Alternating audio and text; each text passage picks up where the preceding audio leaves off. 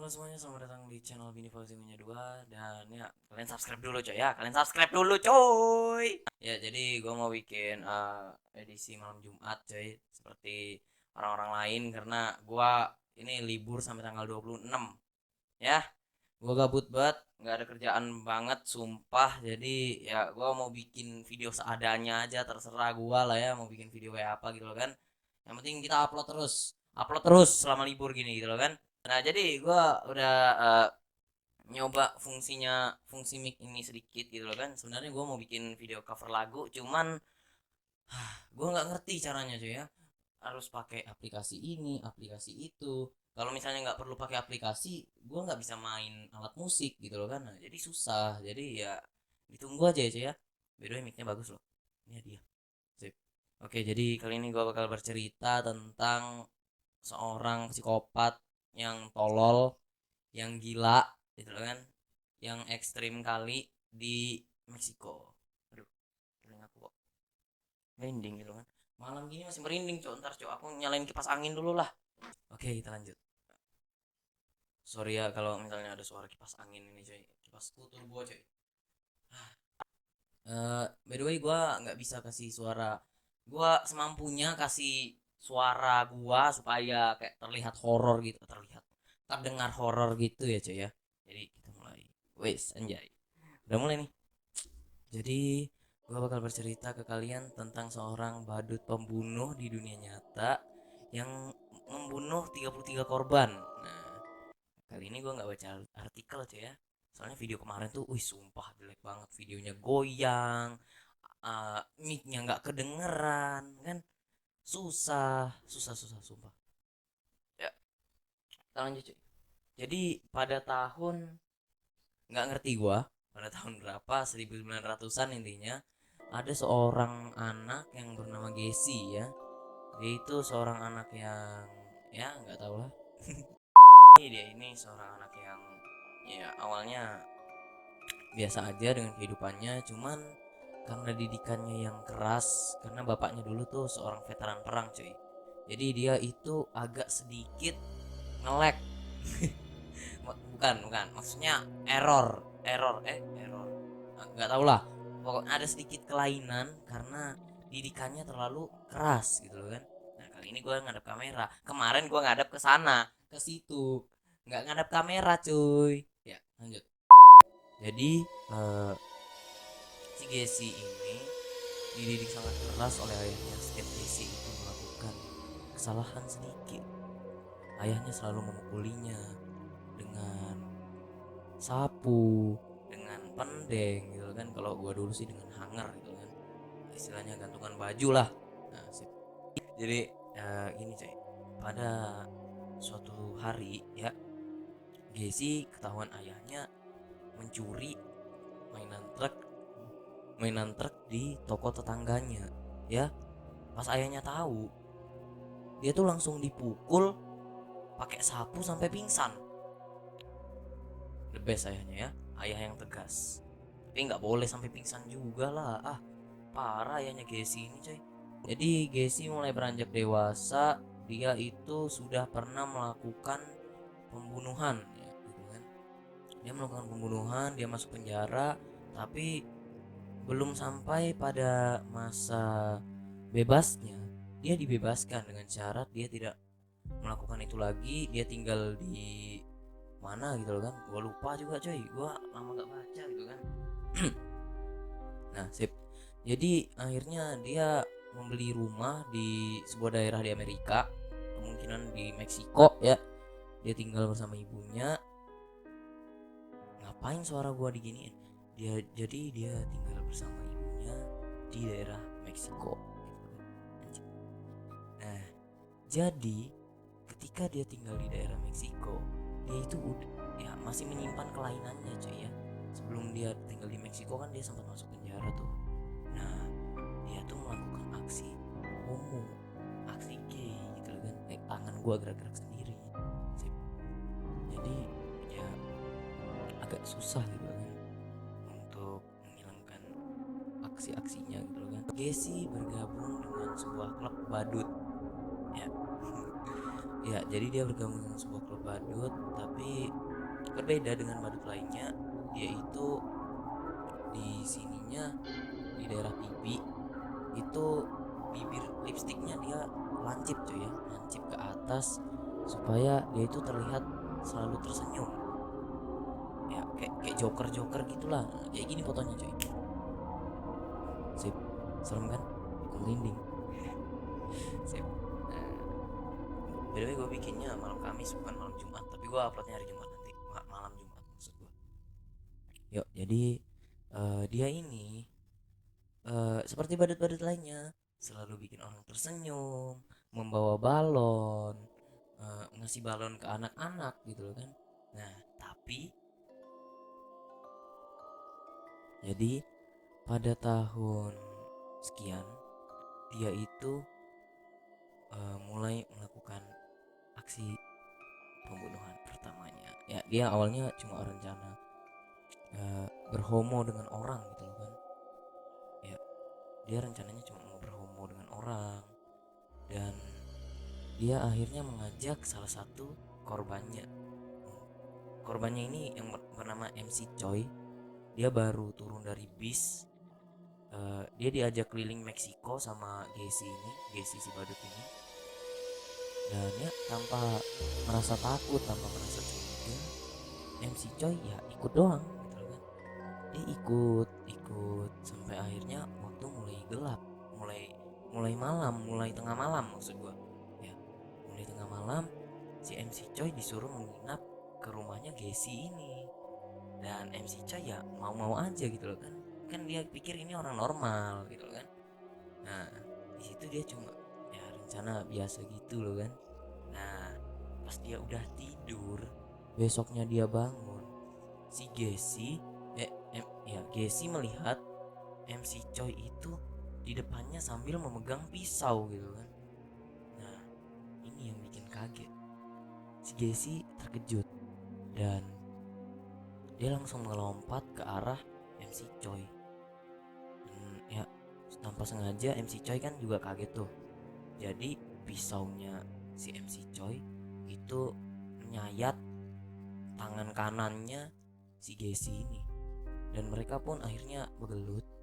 Ya, istilahnya begelut gitu loh kan, sampai akhirnya pisau berada di tangan Gesi dan Gesi menusuk MC Choi dan akhirnya MC Choi mati gitu kan. Nah, ini sudah mulai agak creepy gitu kan, agak menakutkan. Nah, jadi si MC Choi itu sudah membunuh. Setelah membunuh, dia itu menguburkan mayat MC Choi di apa namanya nih ya, istilahnya ruang bawah tanah lah gitu kan. Nah, dia menguburkan mayat MC Choi di ruang bawah tanah, dan ketika dia pergi ke dapur, ternyata dia melihat ada daging babi dan telur yang sudah disiapkan oleh MC Choi. Nah, ini yang bikin heran gitu kan. Jadi menurut beberapa teori, MC Choi ini mencoba membuat sarapan dan dia pengen membangunkan si Gesi ini. Tapi karena Gesi kaget, pisau masih ada di tangannya MC Choi. Ya, jadi dia langsung bunuh aja gitu kan. Dia kaget, dia kira dia mau dibunuh. Ya, jadi akhirnya ya gagal sarapan berdua deh. Ya, jadi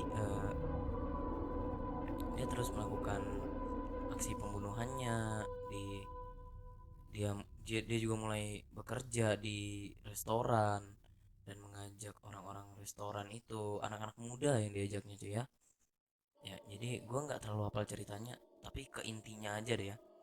Nah, jadi eh, dia ini mengajak anak-anak muda nginep di rumahnya dan akhirnya membunuh dan sampai total itu 33 korban. Nah, tapi belum ketahuan polisi. Nah, ini belum ketahuan polisi. Sebagian mayatnya dibuang di sungai dan sebagian juga mayatnya ini dipotong-potong, dimutilasi gitu. Ih, dimutilasi cuk. Aduh, gua merinding banget serius. Jadi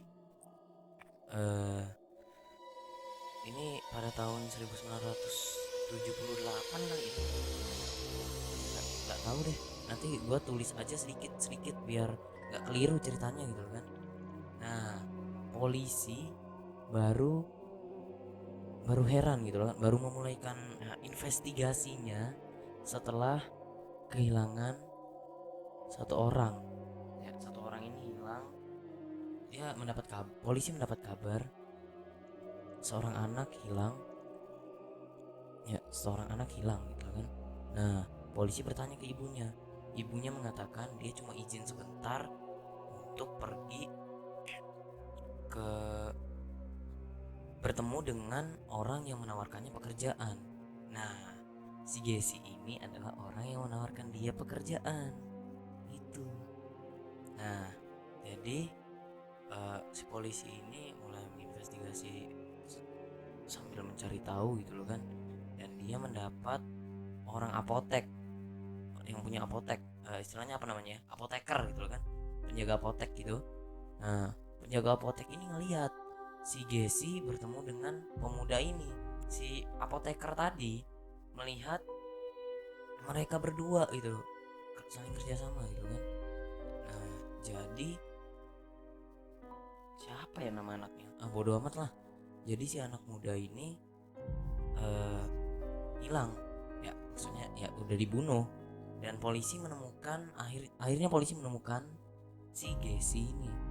Nah, di sini dia mulai diwawancara dan dia sambil menolak, dia sambil pura-pura tidak tahu apa-apa gitu kan.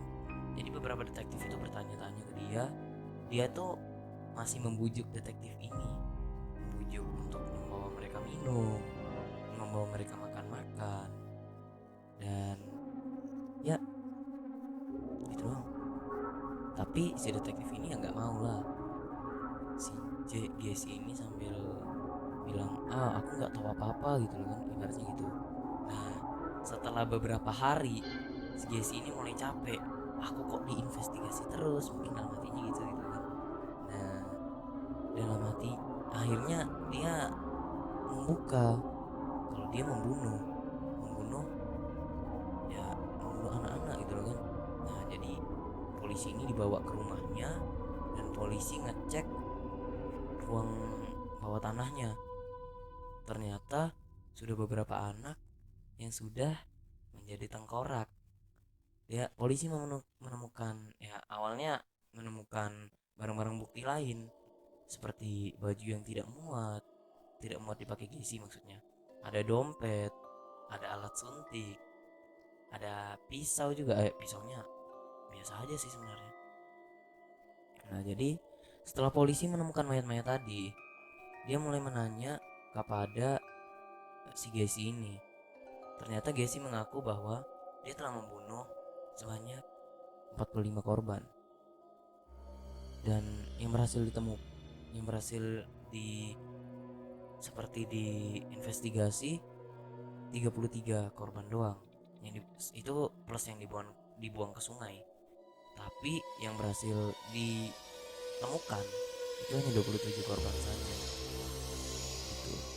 Sampai akhirnya si Gessi dibawa ke pengadilan dan ya ada pembela Gessi itu cuma satu orang cuy, atau istilahnya sedikit gitu kan.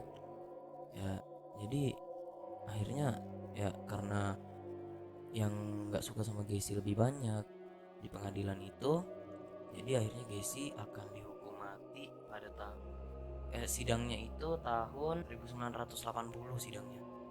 Nah, dia akhirnya diberi hukuman mati dan dia menantikan 14 tahun sebelum kematiannya gitu kan. Nah, waktu di wawancara ini dia pertama kali membunuh MC Choi itu, dia mengatakan dia itu merasa lelah dan puas. Wow, emang naluri psikopat beda cuy ya. Pada tahun 1994 dia akhirnya dieksekusi mati. Tapi eksekusi matinya ini unik cuy, karena terbuka.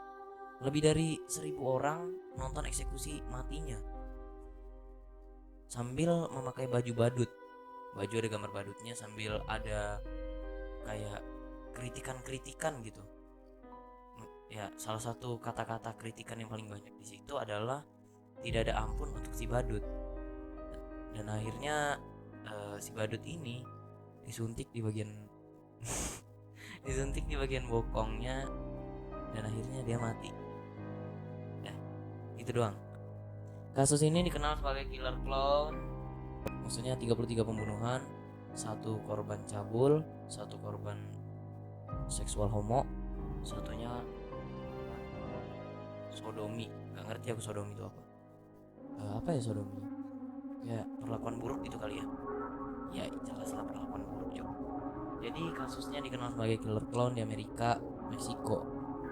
Dan sampai sekarang masih dikenal sih. Orang-orang yang dengar ceritanya ini merinding, termasuk gua sendiri merinding. Tapi karena kalau kalian nonton video ini kalian gak merinding, itu wajar. Karena gue yang cerita nggak serem, serius nggak serem.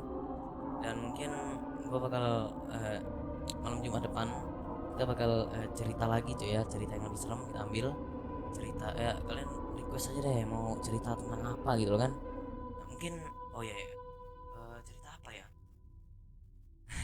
Ya udah cerita apa aja deh. Oke, terima kasih telah menonton video ini, dan kalau kalian suka like, kalau kalian tidak suka dislike juga nggak apa-apa, dan kita bertemu lagi di malam Jumat berikutnya. Ya, ya sudah. Terima kasih. Wassalamualaikum. Belum suntuk malam.